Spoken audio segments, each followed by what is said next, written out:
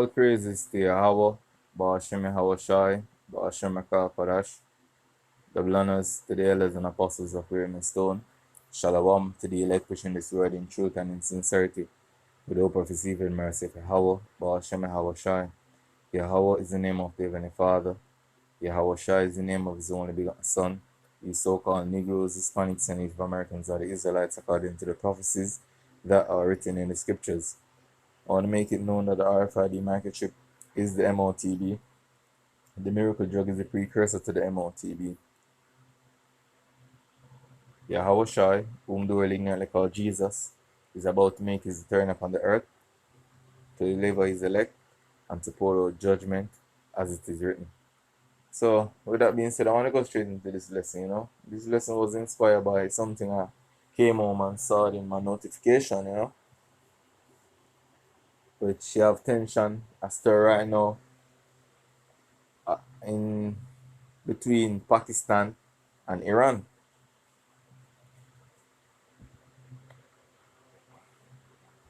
Due to so-called terrorists, as it is reported. So each government party claims them a strike other terrorist organization in one another country. But as you can see right now, you have wars taking place all around the world. And right now, it just intensify. Like right now, the Red Sea, I get hot. The Middle East itself, between Palestine and Israel and Lebanon, I get more intensify. You have Russia and Ukraine.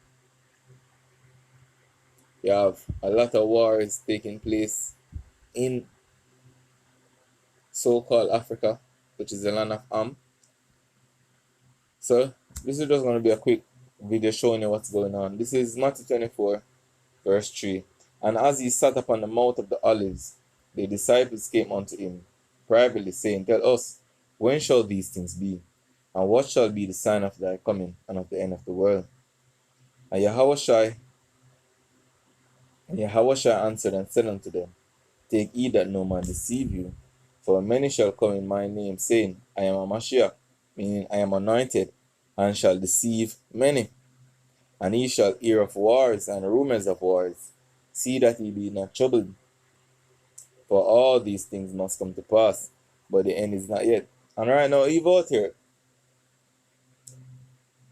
the so-called Jamaicans, they are not even troubled, yo. And one of the reasons why they are not troubled is not because they are mentally aware through the spirit of what's coming, but they're ignorant of what's really going on a global scale. Funny now, affect them immediately, right now. Them not pay it no mind, But when shit hit the fan, as they would say, people are going to realize how chaotic and how fragile a state the earth is in right now, yo.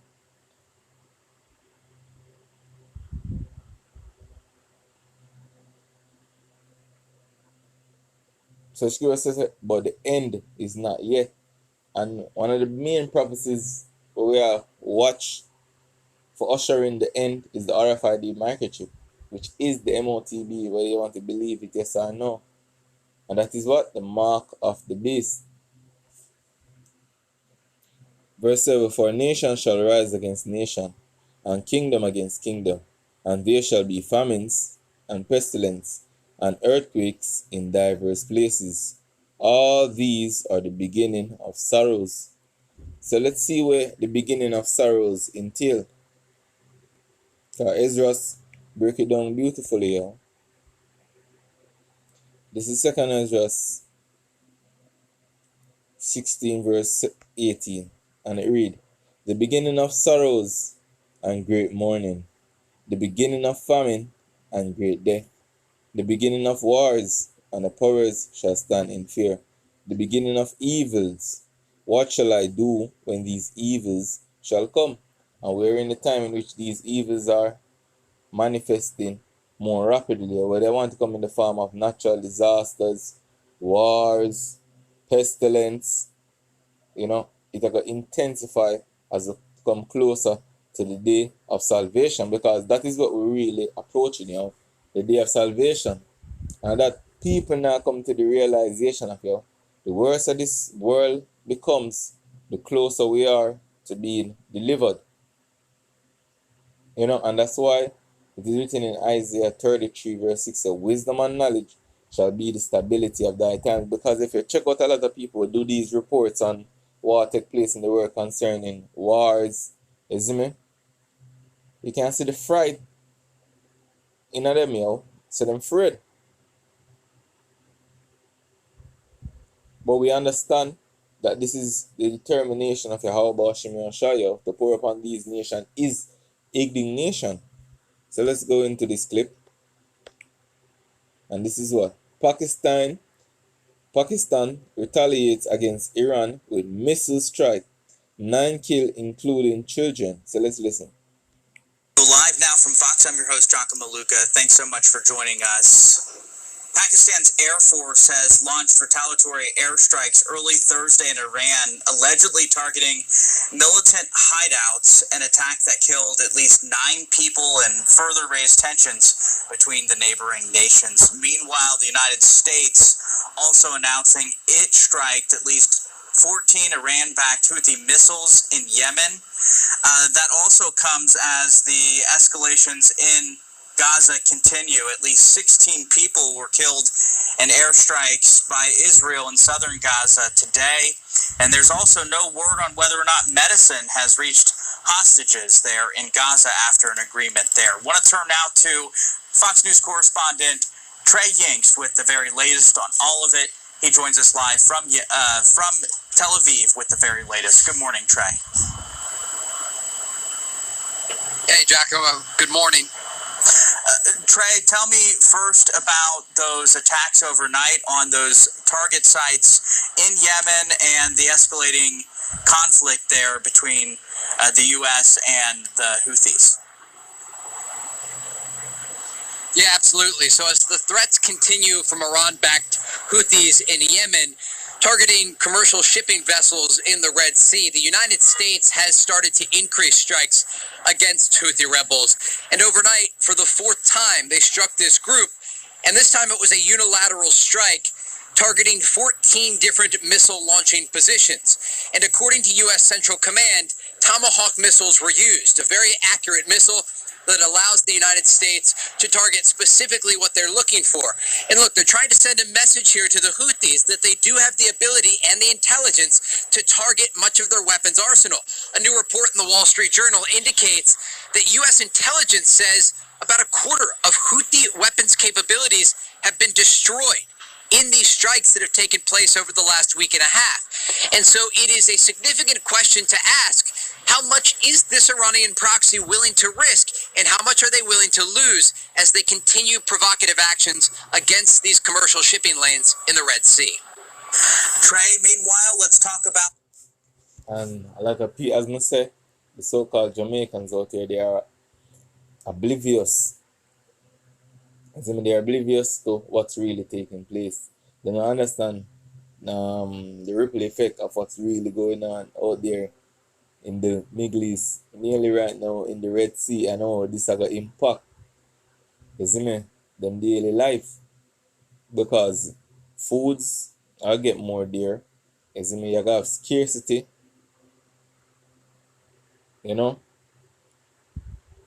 But as I say, when shit hit the fan, a lot of people are going to realize how chaotic at times they're really in. The strikes that happened in Iran as well, this coming after Iran apparently made strikes in Pakistan earlier this week, and now Pakistan striking back. What do we know about this? So on Tuesday, the Iranians struck Pakistan. They say they were targeting a militant group that was linked to attacks inside Iran. Meanwhile, the government in Islamabad said that 2 children were killed in those strikes that included both missiles and drones. We understand overnight Pakistan responded against a militant organization inside Iran. And this is significant because other countries striking Iranian territory is extremely rare. And we're talking about two regional powers that have significant weapons capabilities. Now, we've already started to see diplomatic actions with ambassadors being recalled and threats rising in the region. The real concern here is that the buildup on the border between the two countries could erupt into a larger ground conflict, and that is certainly what other mediators, such as China, are trying to avoid in all of this. Glad you're streaming with us. Well, rebels are rising in the Middle East once again for the fourth time. The U.S. carrying out retaliatory strikes against the Iran-backed Houthis in Yemen. The Houthis again preparing to fire missiles toward the commercial ships in the Red Sea. That's a critical trade route for the world, so the U.S. has taken preemptive action, once again launching Tomahawk missiles against those Houthi rebels. And there's also more escalation in the region. Pakistan is now striking Iran. So as you can see, more tension.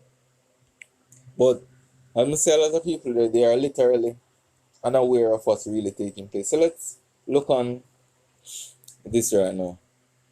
What kind of yoga shit that, man? Get away, man. Alright, this which countries are currently at war? It's Russia and Ukraine are at war.